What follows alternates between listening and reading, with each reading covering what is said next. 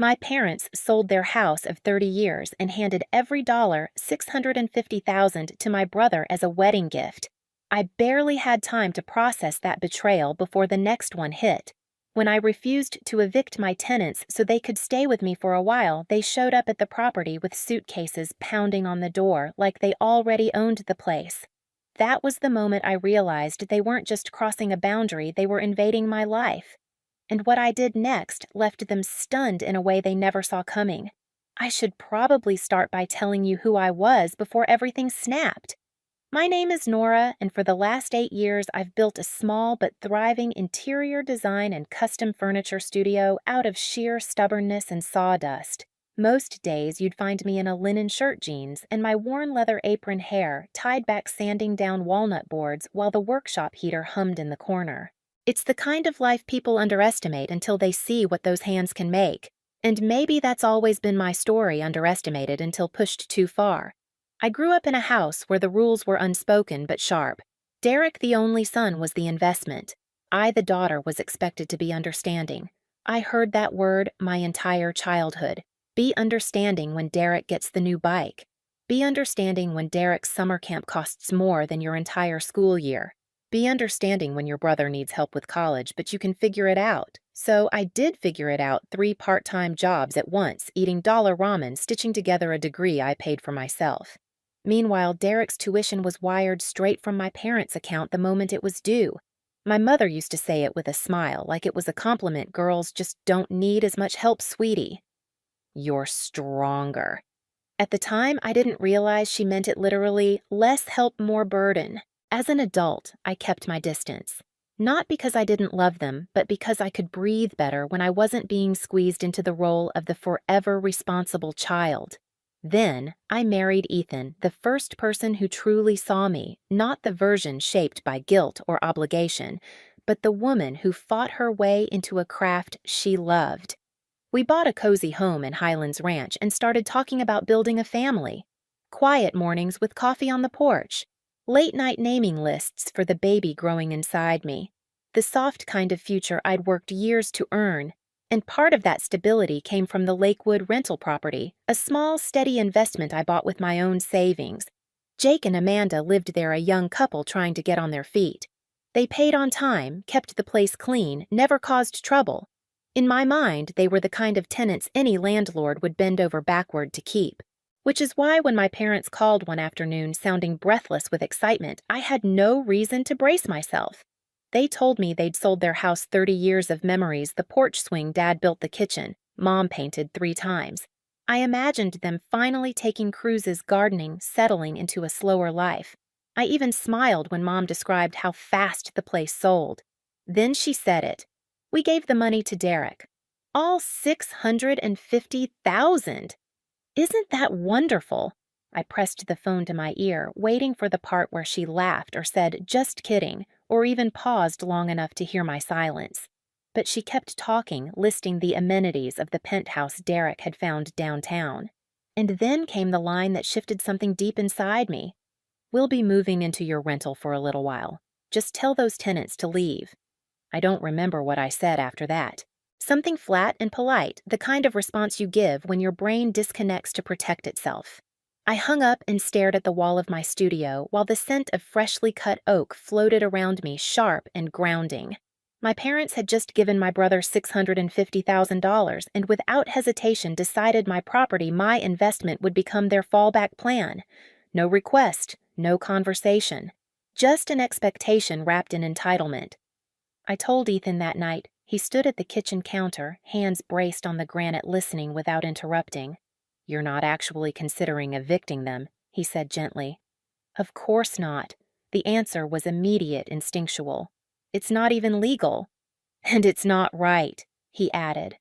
I nodded, but my stomach tightened because I knew what was coming. My parents didn't handle boundaries, they bulldozed them. The calls began the next morning. Mom, first her voice sugary and fragile. Nora, honey, you sounded stressed yesterday. We just need a place for a little while. Then Dad sterner. Your mother is upset. You should fix this. I repeated myself over and over. I can't remove tenants under a valid lease. It's illegal. It's unethical. but logic only works on people willing to hear it. By noon, Mom was crying. By evening, Dad was lecturing me about family responsibility. By the next day, relatives I hadn't heard from in months suddenly had my number memorized. Aunt Patricia called at 7 in the morning. Your parents gave everything to help Derek start his life, and you can't do one little thing. It's not little, I said. Well, you're the successful one, she snapped. You should help. That was the script. I was the capable one, the reliable one, the daughter whose comfort was negotiable because she could handle it. Derek texted me that afternoon. They need somewhere to stay. Be flexible, sis. Be flexible. As if that were the magical phrase that could erase Lisa's laws or basic decency. I didn't respond. But the real explosion happened 3 days later. I was in my studio sanding the edge of a maple countertop when my phone buzzed nonstop. Jake's name lit up the screen. His voice trembled the moment I answered. Nora, there are people at the door saying they're moving in. They have suitcases. They're yelling. My heart dropped. Describe them. It's an older couple. They said they're your parents. Of course they did. I told him to stay inside, not to open the door, that I was on my way. Then I grabbed my keys, dust still on my jeans, and drove across Denver with my pulse hammering against the steering wheel. When I turned onto the Lakewood Street, I saw them instantly, my parents on the front porch, 2 large suitcases beside them, grocery bags dangling from Mom's wrist like they were checking into a vacation rental. Mom was pounding on the door so hard the frame rattled. Dad stood stiffly beside her, looking like he was already rehearsing the lecture he'd give me for being difficult. I stepped out of my car. What are you doing? Mom spun around, furious and relieved all at once. They won't let us in. It's not your house, I said. It's family property, she insisted, as if saying it made it true. Dad took a step toward me. We've been in a hotel for almost 2 weeks waiting for you to handle this. You created that situation, I replied. You sold your house. You gave away your money. That doesn't make my rental your backup plan. Mom's voice cracked, switching to her well-practiced heartbreak. How can you talk to us this way? After everything we've done for you. Jake cracked the door open just an inch. Do we need to call someone? He asked quietly. No, I said. Then I looked directly at my parents. But they will if you don't leave. The porch fell silent. The kind of sharp, vibrating silence that comes right before something breaks. And in that moment, I understood exactly what I was up against. Not confusion, not desperation, but entitlement so deep they truly believed my life existed to cushion their choices. They left the porch that day only because Jake picked up his phone as if he were about to dial. Dad muttered something about, "This isn't over." Mom cried loudly enough for the neighbors to peek through blinds, and then they dragged their suitcases back to the car like 2 people gravely wronged. I watched them drive away with a cold, hollow ache spreading across my ribs. It wasn't guilt. It was the realization that this was only the first attempt. By the next morning, the narrative had changed, and I'd apparently been assigned the villain role. My phone lit up before sunrise with a message from my cousin Brandon. I can't believe you'd abandon your parents like this. Then another from Aunt Patricia. We heard you refused to let them stay. They're practically homeless. Homeless. That was the word they chose, even though my parents had willingly handed their entire nest egg to Derek without so much as a second thought. The group chat I'd been forcibly added to, filled with passive-aggressive messages about family duty and honoring your elders. Not one person asked what had actually happened. Not one asked about Jake and Amanda or the legal lease. This wasn't concern, it was a coordinated guilt campaign. Ethan watched me read message after message while I sat at the kitchen island, one hand on my belly. You can block them, he murmured. I know, I said. And I did know. But blocking them didn't solve the larger truth my parents believed they had unrestricted access to my life, my home, my resources. If I didn't stop it cleanly now, it would bleed into every part of the future we were trying to build. Around that time, news about Derek started trickling in. Through my cousin Maria, one of the few neutral voices, I learned that the bank had denied Derek's mortgage application on the penthouse. They needed verification of income, she told me. He didn't have any. Without the loan, he couldn't close. Without closing the deposit, my parents' $650,000 wasn't coming back. Suddenly, their urgency made sense. They'd thrown everything into Derek's dream and now had nowhere to land. 2 days later, Derek himself called.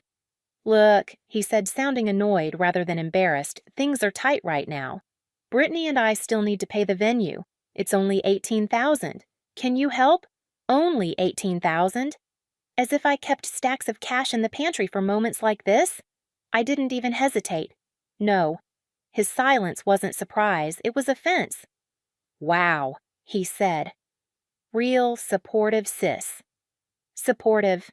Another word twisted into a weapon. That night, after one more round of messages from relatives insisting I step up, something inside me locked into place. I opened my laptop and began writing an email, not emotional, not defensive, but factual. A timeline of events, screenshots of the lease, records of the sale, every detail in clear, undeniable language. At the end, I added one line. "If anyone believes my parents deserve housing more than my tenants do, please let me know when they can move in with you." Then I hit send to 30 people. By the next morning, the group chat was silent. The silence after my email lasted almost a full day, long enough for me to hope briefly that the worst had passed. But entitlement doesn't disappear. It waits, reshapes itself, and returns wearing a softer mask. It was a Saturday morning in early spring. Ethan and I were in the kitchen, sunlight spilling across the counters while we argued playfully about baby names. For the first time in weeks, my shoulders felt loose. My phone wasn't buzzing. My parents hadn't called. Even Derek had gone quiet. Peace felt foreign but warm. Then the doorbell chimed, not once, repeatedly, insistently. Ethan checked the driveway. His voice dropped. "Nora, it's them." I opened the Ring app, and there they were, my parents on the porch, dressed nicely, as if they were arriving for a holiday dinner, rather than ambushing the daughter they'd been attacking for weeks. Mom held a bouquet of flowers. Dad carried a grocery bag. Mom leaned toward the camera, smiling in a way that felt more like performance than apology. "Sweetheart, we brought the ingredients for your favorite pot roast. Let us in." Ethan looked at me. "This is manipulation." I knew. I felt it in the tightening of my chest, the way her voice tugged at an old instinct to soothe, to give in, to make things easier. That was the role I'd played my entire childhood, but I wasn't that girl anymore. Dad cleared his throat, speaking directly to the camera. "We've had time to reflect. We made mistakes. Let's just talk like adults. Talk like adults." A phrase he'd used every time he wanted control disguised as reason. I stayed where I was, leaning against the hallway wall phone still in hand. I didn't open the door. Mom kept going, her voice trembling. "Please, honey, we've been staying somewhere awful. We're tired. We miss you," Ethan whispered. "They're not here to apologize. They're here to gain access." He was right. Every "we're sorry" was vague, conditional, and conveniently paired with a request for me to do the very thing I'd already told them I wouldn't. When I didn't respond, Dad's tone shifted instantly. The performance cracked. "Nora, this is childish. Open the door." Mom echoed him louder. "We are your parents. We deserve respect. Respect." They used the word like a blade. When neither of us moved, Dad stepped back and crossed his arms. "If you don't let us in, we'll stay here until you do. You can't ignore us forever." My pulse thudded steadily, not panicked, just clear. This was it. The final escalation. They wanted a scene, a crack, any sign I could be guilted back into compliance. Instead, I opened the phone app and dialed. "Non-emergency police line," the operator answered. I exhaled. "I need to report ongoing trespassing.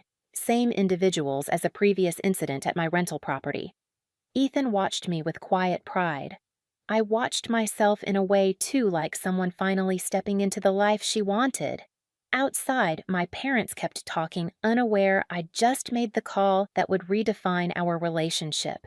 "Think about the baby," Mom pleaded suddenly, as if the mention of my pregnancy might soften me. "Don't you want us involved? Not like this," I thought. Not with ownership instead of love. Dad knocked again, harder this time. Nora stopped being dramatic. It was almost laughable coming from the people staging a doorstep intervention with flowers and guilt. When the police car turned onto our street, their heads snapped toward it. Mom's face crumpled instantly. Dad's jaw clenched. They both stepped back uncertain for the first time. The officer approached calmly. "Ma'am, sir, the homeowner has requested you leave the property." Mom pointed toward the door. "We're her parents." "She's confused." "She's not," Ethan said from behind me. The officer nodded at them. "You need to leave now. You've been asked before." Dad looked directly at the camera, eyes hard. "You'll regret this, Nora." But regret was never on the table. Relief was. They left slowly, dramatically, like actors hoping the audience would feel sorry for them. The car door slammed, the engine turned over, and they drove away without another word. When the officer left, Ethan wrapped his arms around me. I didn't cry. Instead, something inside me unlocked quietly, decisively. A breath I'd been holding for years finally left my body.